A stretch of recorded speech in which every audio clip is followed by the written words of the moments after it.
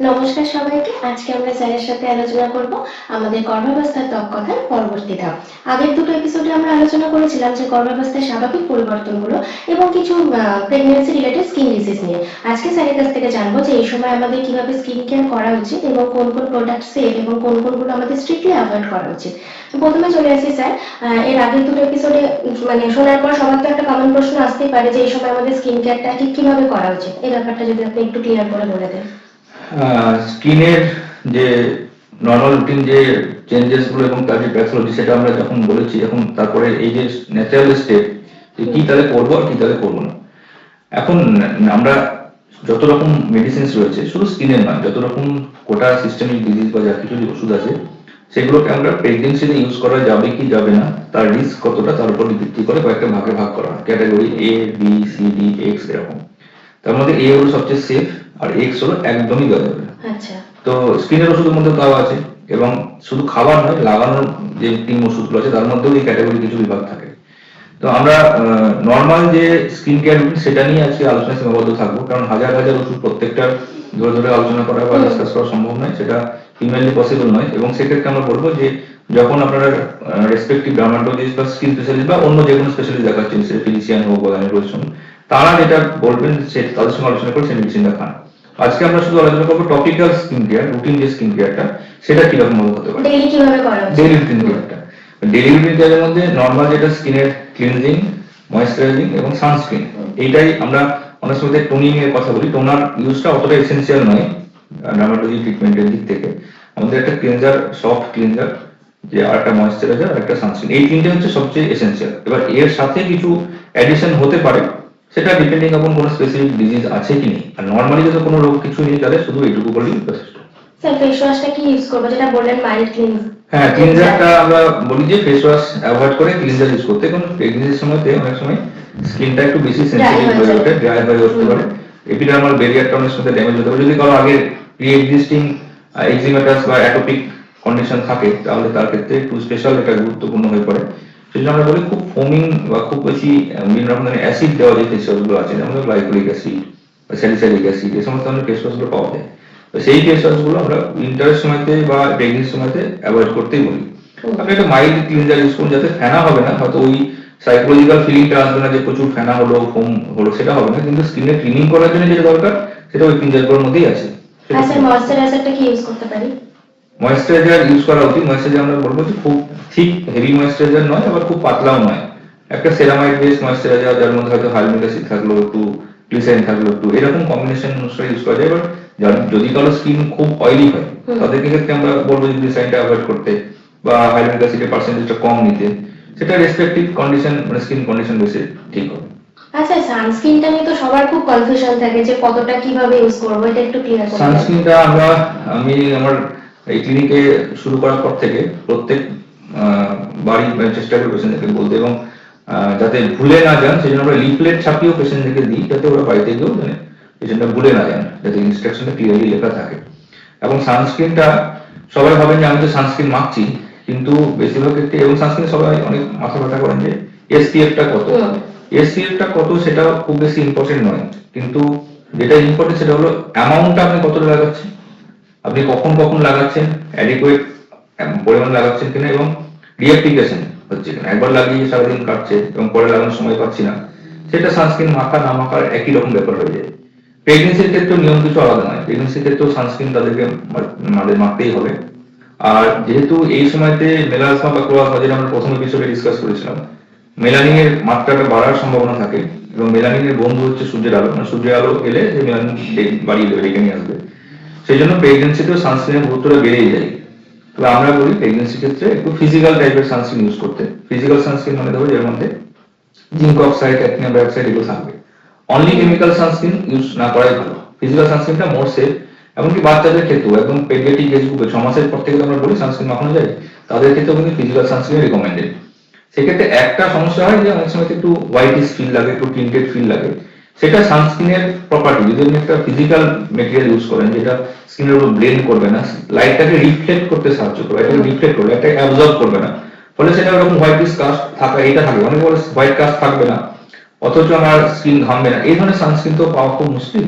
এবং আমরা যারা সানস্ক্রিন ইউজ করি তারা জানি সানস্ক্রিনের কস্ট যত আমি মানে গুণগত মান বাড়াবে, মানে ফিজিক্যাল সানস্ক্রিন হবে, মুখে ঘামবে না, লাইট হবে, ওয়াটার রেজিস্ট্যান্ট হবে, যত প্রপার্টি যোগ হতে থাকবে সানস্ক্রিনের দাম প্রচুর বাড়তে থাকে। আর একটা সানস্ক্রিন আমরা বলি মোটামুটি 1 থেকে 1.5 ml লাগাতে, মানে 1 থেকে 2 আঙুল শুধু ফেসটাই অ্যাপ্লাই করতে এবং রিঅ্যাপ্লাই করতে। যদিও 1 গ্রাম মোটামুটি সাফিসিয়েন্ট, কিন্তু অনেক সময় আমি 2 গ্রাম বললে লোকে হয়তো 1 গ্রাম তো লাগাবে, সেই জন্য আমরা অন্তত এটা রিকমেন্ডেড থাকে 1.5 to হাফ টিস্পুন।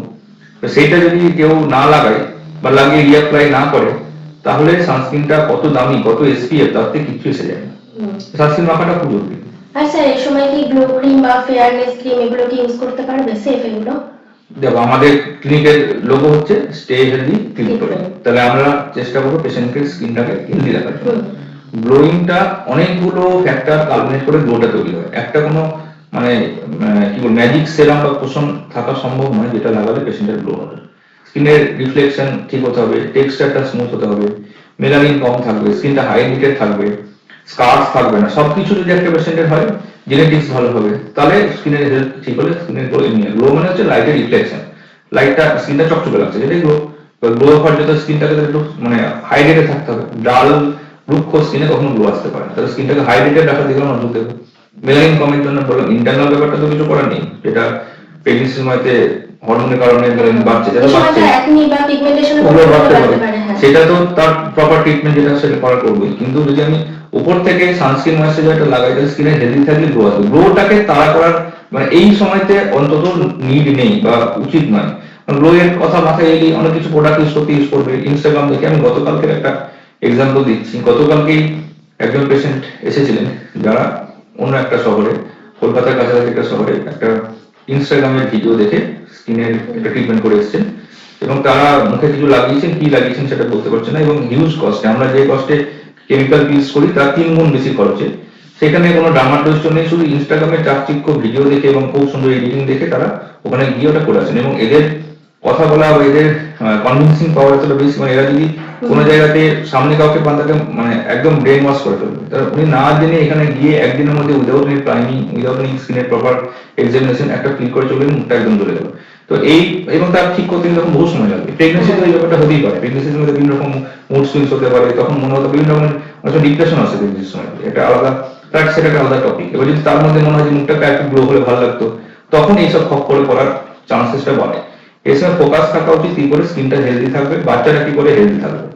যখন প্রেগনেন্সি, যখন আমরা পরবর্তী পর্যায়ে ডিসকাস করতে হবে প্রেগনেন্সি পরের কি চেঞ্জেস হয়, তো এখন মূল ফোকাস থাকবে স্কিনকে হেলদি রাখা, গ্লোটাকে তাড়া করা উচিত নয়। প্রেগনেন্সির পরে তো মানে বিভিন্ন রকম মাদের তো টেনশন থাকে শুধু বাচ্চাদেরকে নিয়ে, তখন তো আর কেউ নিজের স্কিনের হ্যাঁ, এবার যত্ন নিতেই তুমি পারে দেখবে না। যত আমাদের কাছে মানে পোস্ট প্রেগনেন্সি পেশেন্টসরা আসেন, যাদের 6 মাস 1 বছর 2 বছর বাচ্চা আসেন, তার প্রত্যেক মায়ের একটাই কনসার্ন, স্কিন খারাপ হয়ে যাচ্ছে, স্কিন খারাপ হয়ে যাচ্ছে, চুল খারাপ ঘুম কমে যায়, স্ট্রেস বাড়ে, এবং ওই যে 9 মাসের যে বিরাট একটা শরীরের মধ্যে পরিবর্তন হলো, সেটা আবার ন্যাচারাল অবস্থায় আসতে 1-2 বছর সময় লেগে যায়। এবং যে মেলানিনটা এতদিন ধরে বেড়েছে সেটা তো ওভারনাইট চলে যাবে না, তার তো আবার নর্মাল অবস্থায় ফিরে আসতে সময় লাগবে। কোনো কোনো ক্ষেত্রে যেমন মেলাজমাটা একদম 100% যায়ও না। তো সেটা আমরা পরবর্তী আলোচনা করবো। এখন মূল ফোকাস হচ্ছে প্রেগনেন্সিতে আপনারা সানস্ক্রিন ময়েশ্চারাইজার ক্লিনজার ইউজ করুন, গ্লো এর ক্ষেত্রে তারা করবেন না। আচ্ছা স্যার, তাহলে কি সব সিরামগুলো কি আমরা বাদ দিয়ে দিতে পারবো, মানে কোনো কিছু কি ইউজ করা যাবে না এই সময়? না, সেরাম সবকিছু বাদ নয়, আমরা ক্লিনজার ময়েশ্চারাইজার যেগুলো বললাম সেটা করাই যায়, তার সঙ্গে কিছু কিছু প্রোডাক্ট আছে যেটা করা যেতে পারে যদিও সেটা লো কনসেন্ট্রেশনে, যেমন হাইলোনিক অ্যাসিড। হাইলোনিক অ্যাসিডটা কমপ্লিটলি সেফ, প্রেগনেন্সি ইউজ করা যায়। যেমন ধরো অ্যাজেলিক অ্যাসিড, অ্যাজেলিক অ্যাসিডের সেরাম এখন পাওয়া যায়, সেটাও প্রেগনেন্সিতে সেফ, ক্যাটাগরি বি এর মধ্যে পড়ে। যেমন ধরো যদি আমরা ভিটামিন সি এর সেরাম লো মাত্রায় ইউজ করি, কম মাত্রায়, সেটা করা যেতে পারে। ওর মনে হচ্ছে রেটিনল জাতীয় সেরাম, রেটিনল এবং রেটিনয়েডস গ্রুপের সমস্ত ওষুধ নিষেধ। রেটিনয়েডস, অ্যাডাপেলিন, টেটিনুইন, ক্যাজারেটিন, বোনোর যত রকমের এই ধরনের ওষুধগুলো থাকে সেগুলো নিষেধ। তবে বোনো ট্রিটমেন্ট এবং যেটা প্রেগনেন্সিদের মেচেতা, এই দুটো মেন কনসার্ন হয়ে ওঠে এই সময়তে। আমরা বলি অ্যান্টিরিঙ্কেল ট্রিটমেন্ট বা সেগুলো কিন্তু পোস্টপোন করুন। অ্যান্টিরিঙ্কেলটার মূল ব্যাপারটা হচ্ছে রেটিনল দিয়ে হবে, তাহলে সেটা থেমে থাকবে ওটা প্রেগনেন্সি, ডেলিভারি এবং ব্রেস্ট ফিডিং কন্ট্রোল অনেক হওয়ার পর।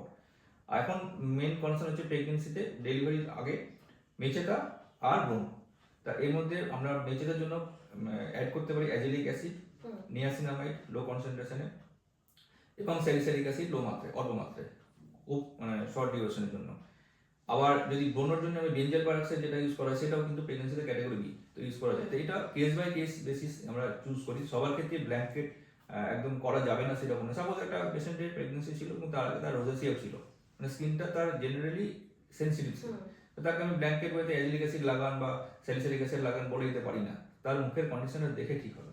তো সবকিছু নিষেধ এরকম নয়, কিছু কিছু ইউজ করা যায়। সবচেয়ে সেফ হচ্ছে এর মধ্যে হাইলোনিক অ্যাসিড, একটা সিম্পল ইনগ্রেডিয়েন্ট যেটা স্কিনের মধ্যে এমনি থাকে, সেটা ভালো ময়েশ্চার হিসেবে কাজ করে। ভিটামিন সিটাও সেফ, ভিটামিন সি লাগানো যেতে পারে। আর খুব অল্প কনসেন্ট্রেশনে খুব অল্প মাত্রায় নিয়াসিনামাইড বা অ্যাজিলিক অ্যাসিডটা কেস বাই কেস বেসিস লাগানো যেতে পারে। থ্যাংক ইউ স্যার, খুব সুন্দরভাবে বুঝিয়েছেন। সবাই আশা করি বুঝতে পেরেছেন। দেখা হবে আবার পরবর্তী এপিসোডে। সকলে ভালো থাকবেন, সুস্থ থাকবেন। নমস্কার। নমস্কার।